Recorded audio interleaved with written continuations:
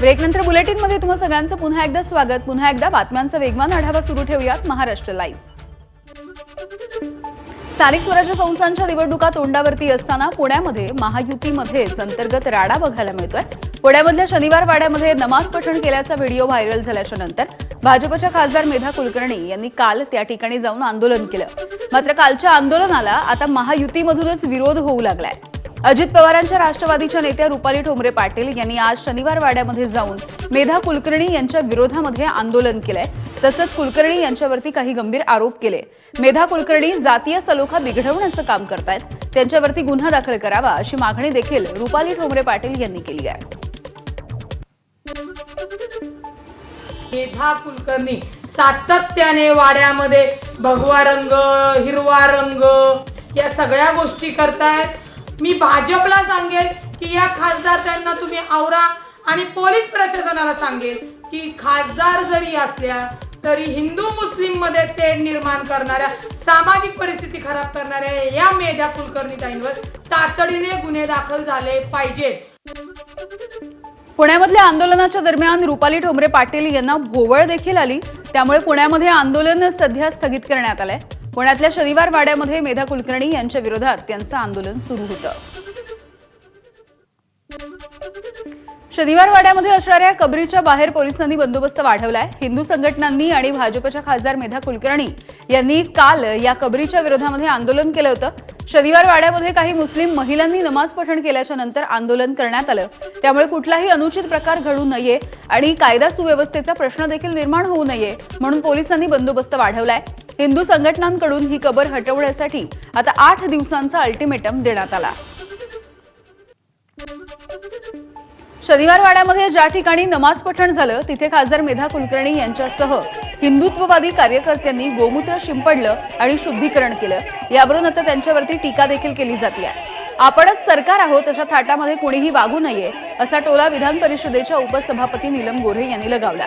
तर मेधा कुलकर्णी यांच्यावरती धार्मिक तेढ निर्माण केल्याप्रकरणी तातडीनं गुन्हा दाखल करा अशी मागणी राष्ट्रवादी काँग्रेसच्या प्रवक्त्या रुपाली पाटील यांनी केली आहे। यासोबतच मराठवाडा हे काही शनिवार वाडा हे काही तीर्थस्थान नाही अशी प्रतिक्रिया देखील सचिन सावंत यांनी दिली आहे।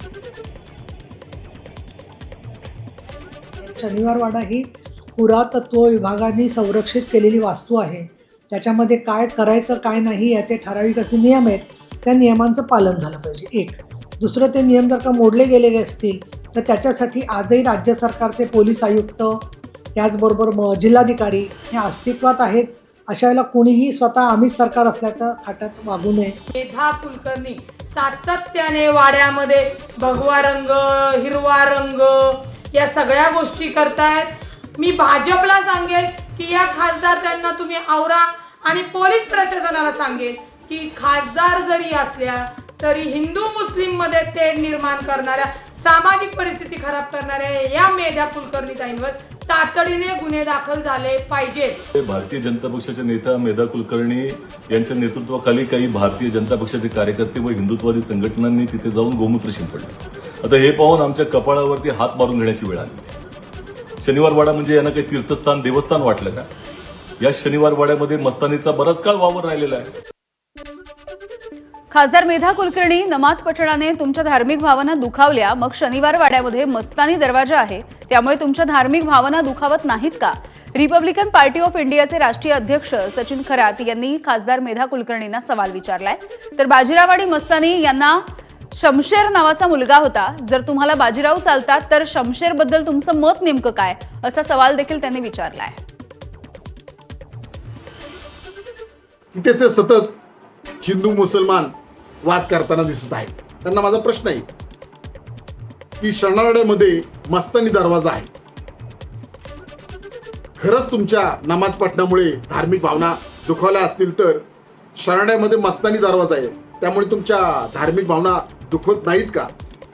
आता या मस्तानी दरवाजाबद्दल तुम्ही बोला, आमचं मत आहे। काय करणार या मस्तानी दरवाजाचं?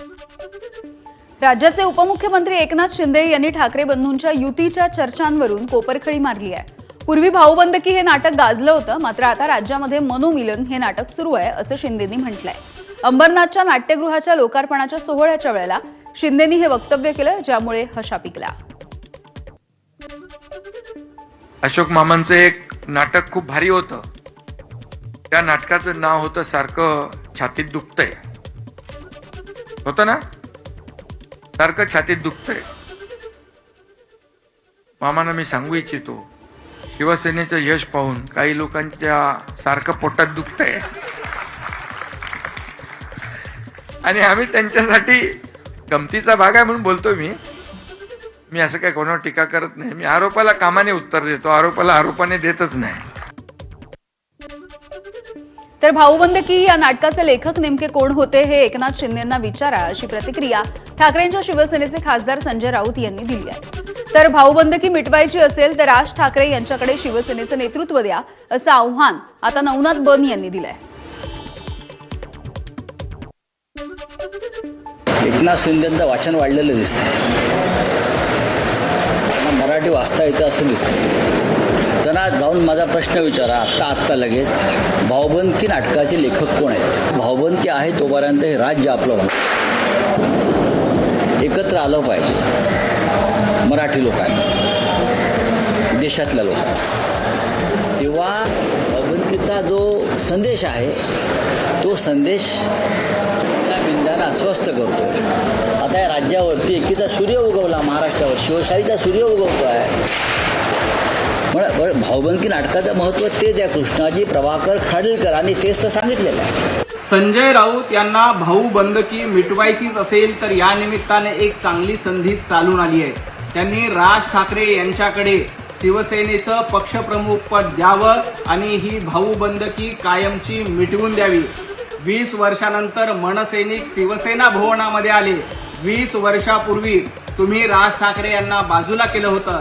आता 20 वर्षानंतर तुम्हाला ती संधी आली आहे. राज ठाकरे यांच्याकडे पक्षप्रमुख पद द्या आणि भाऊबंदकी कायमची मिटवा. बोगस मतदान आणि मतदार याद्यांमधले घोळ या मुद्द्यांवरून मनसेचे अध्यक्ष राज ठाकरे हे चांगलेच आक्रमक झाले. महाराष्ट्रामधील मतदार यादीमध्ये तब्बल 96 लाख खोटे मतदार घुसवले गेल्याचा मोठा दावा राज ठाकरे यांनी केलाय आणि याला आता शिंदेच्या शिवसेनेने प्रत्युत्तर दिलंय.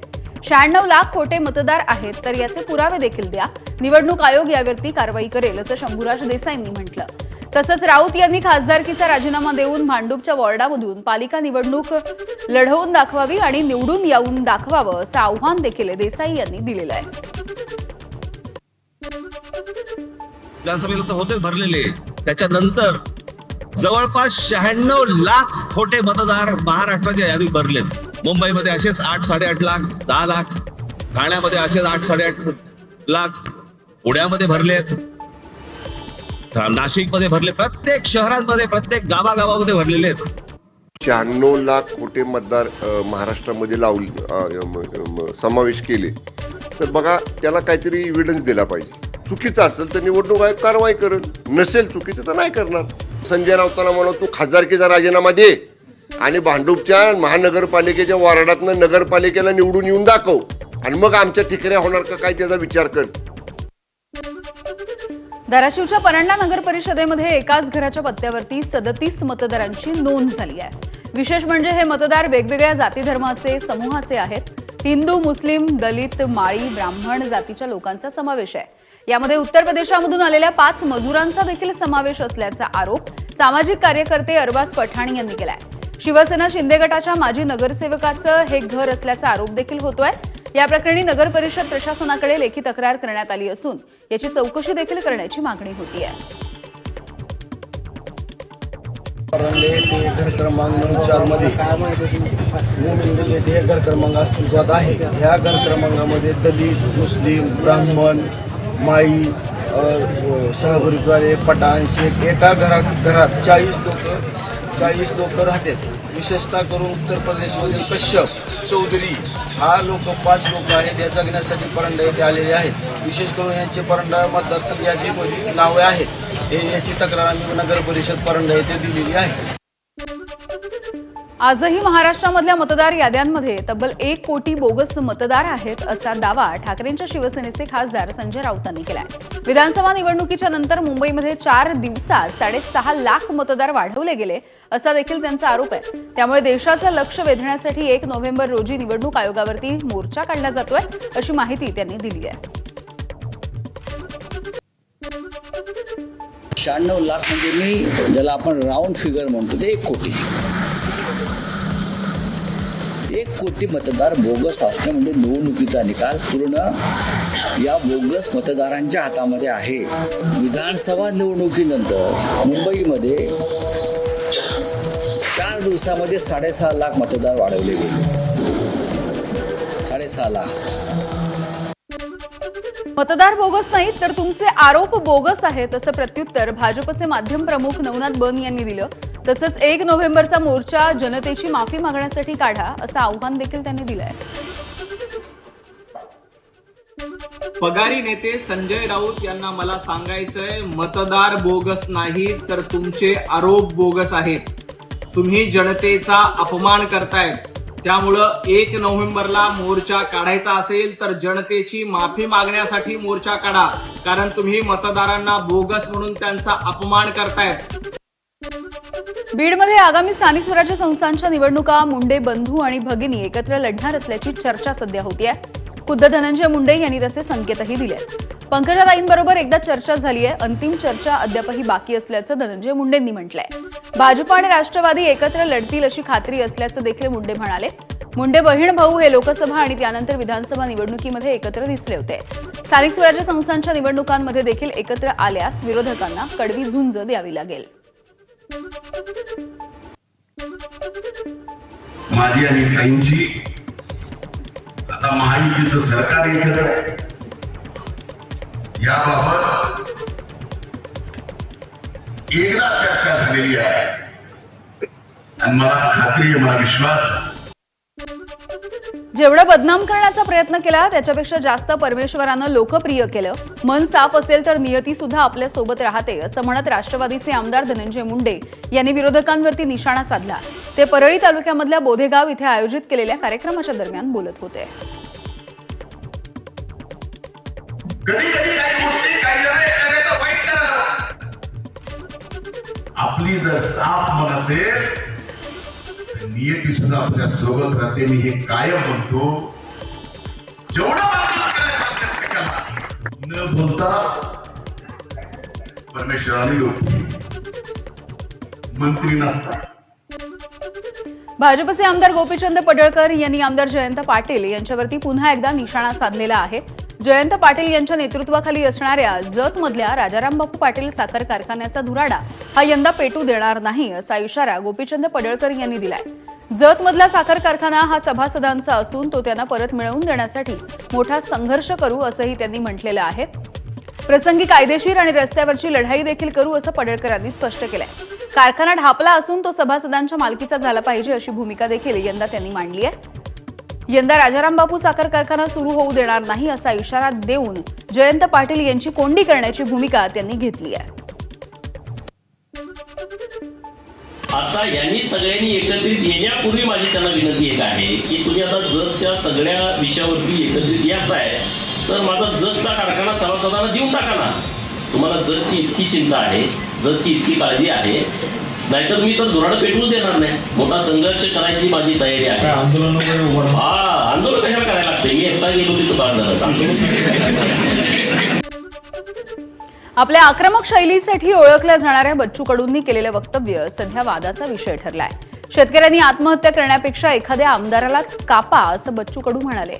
बुलडाण्यामध्ये पार पडलेल्या शेतकरी हक्क राज्यव्यापी परिषदेमध्ये केलेल्या वक्तव्यामुळे सध्या राजकीय वर्तुळामध्ये चर्चा होतीये.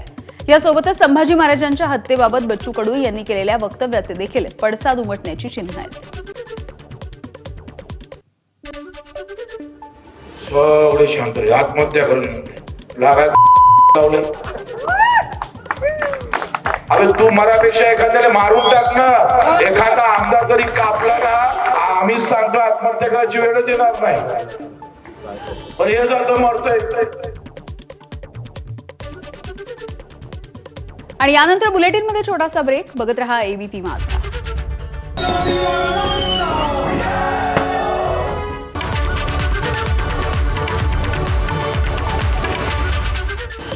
नाव जरी औरंगजेबाचं असलं तरी देखील संभाजी महाराज सासरच्यांकडून मारले गेले. माजी मंत्री बच्चू कडू यांचं वादग्रस्त विधान. वतनदारी बंद केली म्हणून संभाजीराजे मारले गेले. बच्चू कडूंचं वक्तव्य. आत्महत्या करण्यापेक्षा एखाद्या आमदारालाच कापून टाका. बुलढाण्यामध्ये पार पडलेल्या शेतकरी हक्क राज्यव्यापी परिषदेमध्ये बच्चू कडू यांचा संताप. तर शेतकऱ्यांच्या अधोगतीला शेतकरीच कारणीभूत असल्याचाही आरोप. कापून काढा, तोडून काढा अशा भाषा लोकशाहीमध्ये वापरणं योग्य नाही. तुम्हाला संताप व्यक्त करायचा आहे तर तुम्ही लोकशाही मार्गाने आंदोलन करा. मंत्री शंभूराज देसाईंची प्रतिक्रिया. बच्चू कडू सरकारच्या विरोधामध्ये उगाच काहीतरी स्टेटमेंट्स करतात. मंत्री संजय शिरसाट यांची प्रतिक्रिया. महाराष्ट्रामध्ये नेपाळ वगैरे काहीही होणार नाही. मोठं स्टेटमेंट केल्यामुळे कुणीही मोठा होत नसतो. शिरसाट यांचा कडूंना सल्ला. संभाजीनगरमध्ये मंत्री संजय शिरसाट यांची प्रचंड असंवेदनशीलता दिसून आली. कन्नडच्या उपोषणकर्त्याला घरी बोलावून त्यांनी फळांचा रस पाजला. अतिवृष्टीग्रस्तांच्या मदतीसाठी संदीप सेठी यांचं 9 दिवसांपासून उपोषण. शिरसाट यांना कन्नडला जाण्यासाठी वेळ नसल्यामुळे त्यांनी उपोषणकर्त्यालाच घरी बोलावलं. उपोषणकर्त्याला पालकमंत्र्यांच्या हस्ते उपोषण सोडायचं होतं म्हणूनच घरी बोलावलं. संजय शिरसाट यांचं स्पष्टीकरण. तर उपोषणकर्त्याचे वडील पूर्वाश्रमीचे कार्यकर्ते असल्यामुळे आमची ओळख आहे असंही शिरसाट यांचं वक्तव्य. पालकमंत्र्यांनी शेतकऱ्याला उपोषण सोडण्यासाठी घरी बोलावणं ही शेतकऱ्यांच्या भावनांची थट्टा. विरोधी पक्षनेते अंबादास दानवे यांची प्रतिक्रिया. छत्रपती संभाजीनगरमध्ये मंत्री संजय शिरसाट यांनी उपोषण सोडण्यासाठी शेतकऱ्यालाच घरी बोलावलं होतं. 25 ऑक्टोबरला उद्धव ठाकरे घेणार उपशाखा प्रमुखांचा मेळावा. मतदार याद्यांमधील घोळाच्या संदर्भात उद्धव ठाकरे मार्गदर्शन करतील. राज ठाकरे यांच्यानंतर आता उद्धव ठाकरे यांनी हा मेळावा बोलावलाय. पूर्वी भाऊबंदकी हे नाटक गाजलं होतं, मात्र आता राज्यामध्ये मनोमिलन हे नाटक सुरू आहे. राज्याचे उपमुख्यमंत्री एकनाथ शिंदे यांची ठाकरे बंधूंच्या युतीच्या चर्चांवरून कोपरखळी. भाऊबंदकी नाटकाचे लेखक कोण हे एकनाथ शिंदेंना विचारा. ठाकरेंच्या शिवसेनेचे खासदार संजय राऊत यांची प्रतिक्रिया. भाऊबंदकी आणि शिवसेना भवन या विषयावरती भाऊबंदकी मिटवायची असेल तर राज ठाकरेंकडे ठाकरे सेनेचं नेतृत्व द्या. ऐक्याचं प्रतीक बोलणार यांनी आता कृती दाखवावी. नवनाथ बन यांचं प्रत्युत्तर. महाराष्ट्रामधील मतदार याद्यांमध्ये तब्बल 1 कोटी बोगस मतदार आहेत. ठाकरेंच्या शिवसेनेचे खासदार संजय राऊतांचा दावा. विधानसभा निवडणुकीच्या नंतर मुंबईमध्ये 4 दिवसात 6.5 लाख मतदार वाढवले गेले. राऊतांचा आरोप. बोगस मतदार नाहीत, तुमचे आरोप बोगस आहेत. राज ठाकरेंच्या आरोपांवरती नवनाथ बन यांची प्रतिक्रिया. तर 1 नोव्हेंबरचा मोर्चा जनतेची माफी मागण्यासाठी काढा. संजय राऊतांनी केलेल्या मोर्चाच्या घोषणेवरती बन यांची टीका. 96 लाख खोटे मतदार आहेत तर याचे पुरावे द्या. आयोग निश्चितपणे कारवाई करेल. राज ठाकरेंनी केलेल्या बोगस मतदारांच्या आरोपांवरती शंभूराज देसाईंची प्रतिक्रिया. संजय राऊत यांनी खासदारकीचा राजीनामा देऊन भांडूपच्या वॉर्डामधून पालिका निवडणूक निवडून लढवावी आणि निवडून येऊन दाखवावं. मंत्री शंभूराज देसाई यांचं संजय राऊत यांना आव्हान. अतिवृष्टीग्रस्तांच्या अनुदानामधून कर्ज वसुली करू नका. नाशिकच्या जिल्हाधिकाऱ्यांचे सर्व बँकांना कडक आदेश. या आदेशांचं उल्लंघन केलं तर गंभीर कारवाईचा देखील इशारा. नाशिक जिल्ह्यामध्ये आतापर्यंत 317 कोटींची मदत शेतकऱ्यांच्या खात्यात. देहूमधील संत तुकाराम महाराजांच्या मंदिरासमोर शेतकऱ्यांच्या कर्जमुक्तीसाठी रोहित पवार यांचं लाक्षणिक उपोषण. तुकोबांनी कर्जमाफी केली, सरकारला सुबुद्धी देण्याचं रोहित पवार यांचं साकडं. गोपीचंद माझा उघडा डोळे बघा नीट. 100% गाईच्या दुधापासून बनलेले शुद्ध सोनेरी आणि दाणेदार गोवर्धन तूप. गर्वाने गोवर्धन.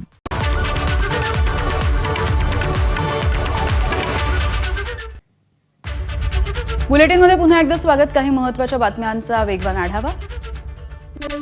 दक्षिण भारतामधून बिहारच्या दिशेनं धावणाऱ्या जोगबनी अमृत भारत एक्सप्रेसमधला एक व्हिडिओ सध्या व्हायरल झालाय, ज्यामध्ये रेल्वे कॅन्टीनमधले कर्मचारी हे वापरलेले कंटेनर पुन्हा एकदा साफ करताना दिसतात. सगळे कंटेनर स्वच्छ करून ठेवले जात आहेत, त्यामुळे धुतल्याच्या नंतर हे कंटेनर पुन्हा एकदा वापरले जाणार आहेत का असा सवाल उपस्थित होतोय. एका प्रवाशानं हा व्हिडिओ शूट केलाय. उत्तर प्रदेशच्या नोएडामधील गिझोर गावामध्ये मॉर्निंग वॉक करणाऱ्या वृद्ध महिलेवरती पाळीव कुत्र्यानं हल्ला केला. ही सगळी घटना सीसीटीव्हीमध्ये कैद झाली. या हल्ल्यामध्ये महिला देखील गंभीररित्या जखमी झाली आहे. फ्रान्सची राजधानी पॅरिसमधील ऐतिहासिक लुव्र संग्रहालयामधील 9 ऐतिहासिक दागिन्यांची चोरी झाली आहे.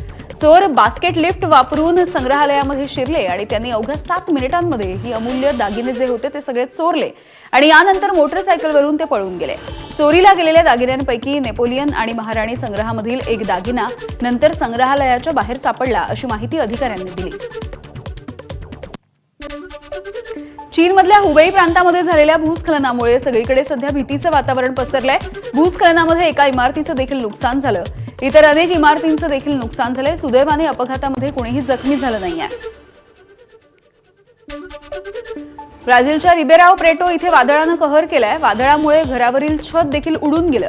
ज्या इमारतीचं छप्पर उडालं त्या इमारतीवरती एक समारंभ सुरू होता. गर्दीमध्ये गोंधळाचं वातावरण निर्माण झालं. मुसळधार पाऊस आणि जोरदार वाऱ्यामुळे वाहनं देखील रस्त्यावरती बघायला मिळतात. काही ठिकाणी गर्दी देखील झाली आहे. ट्रॅफिक जामची समस्या देखील झाली होती. वादळामुळे झालेल्या नुकसानीचा प्रशासन सध्या आढावा घेत आहे.